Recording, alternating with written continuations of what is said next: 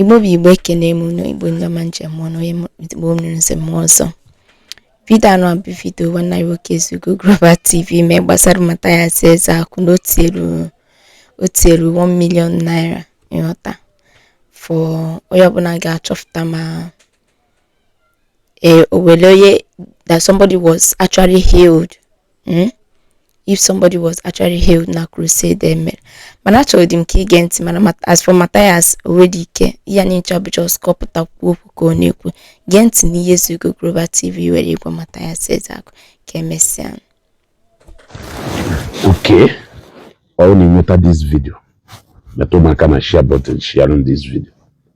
Video is very important, and if we manage this very well, it is going to be historical. Why do I say it is going to be historical? Over time, Mathias, my brother, let me even call you my brother today because you are my brother. A challenge you no na ekpota nwori ofu onye dalungolo mecha gawa ije. The first month we put with 10 million, which he later increased to 20 million. And what I found out is not that people are maro na ifem okulu no jube benine, but I think people just actually engage here. But I think this is the best time now to set that record straight. Now, Mathias, this is me now coming out to tell you. I shouldn't come only for. Actually, if I would I make women with happiness, not to prove a point, but to set the fact straight. You what I go? That is why in Jew say that now manage for Fuma, it is going to be historical. Mathias, that 20 million naira you put, you only go some onye darungoro mechalo gabije onye polisi mechalo fozo or that kind of thing. Me onye 20 million. I want to let you know now that somebody accept to go that challenge. Now that person accept to that challenge. That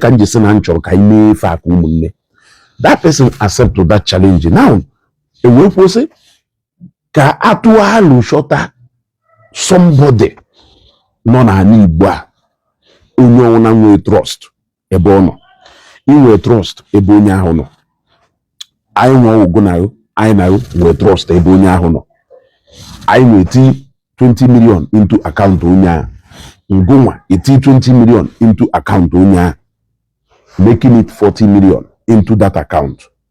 Then every process of that verification will be transparent. It will be transparent, and the majority of it will be transmitted live on Facebook. Because now we will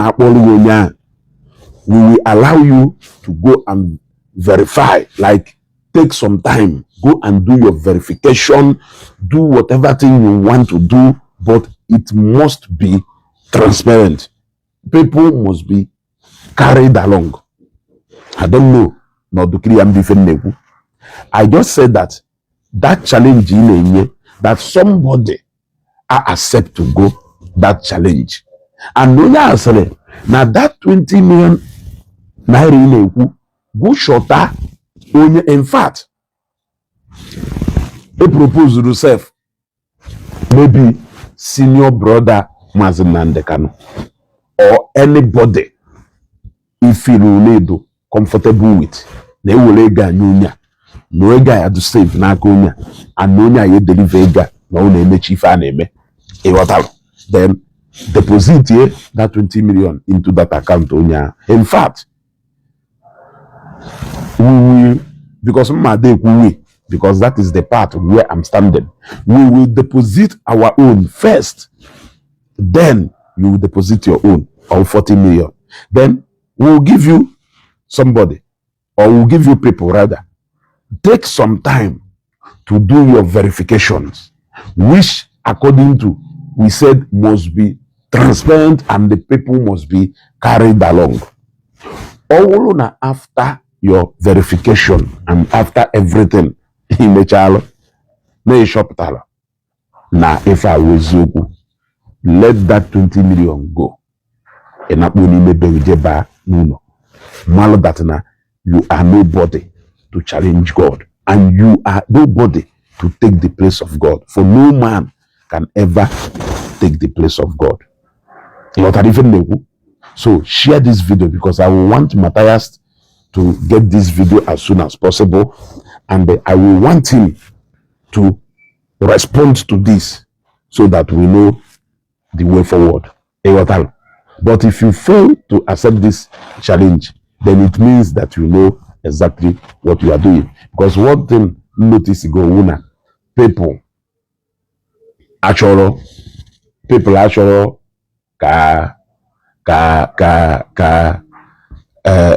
many people feel na neglect. They don't want to pay attention to you. People actually pay attention to you. So, but this is the best opportunity for you to prove yourself. It's not a fight. It is going to be a friendly engagement. So, I don't leave anything. It is going to be peaceful, and we are going to collaborate and work together in this particular project, because it is a project, and like I said, if managed well, it is going to be historic. Historic to prove your point, or historic to prove our point. Share this video. I want Mathias to see this video. 20 million, waja, amana. You have staked this kind of money before. You feel free to also join this. Anybody who wants to join their money to this particular challenge, you are free to join your money to this particular challenge. And the owner Mathias respond to this, or accept all this, then I will unveil now proper to him somebody or people who has accepted this challenge. The owner not accept all this, then I will unveil properly the person or people accept to go this challenge. Give a man no unya on that very capable, and they are not just making mouth. Let us do this and put this matter to rest, so that God can take his place and man can take his place. Share this video.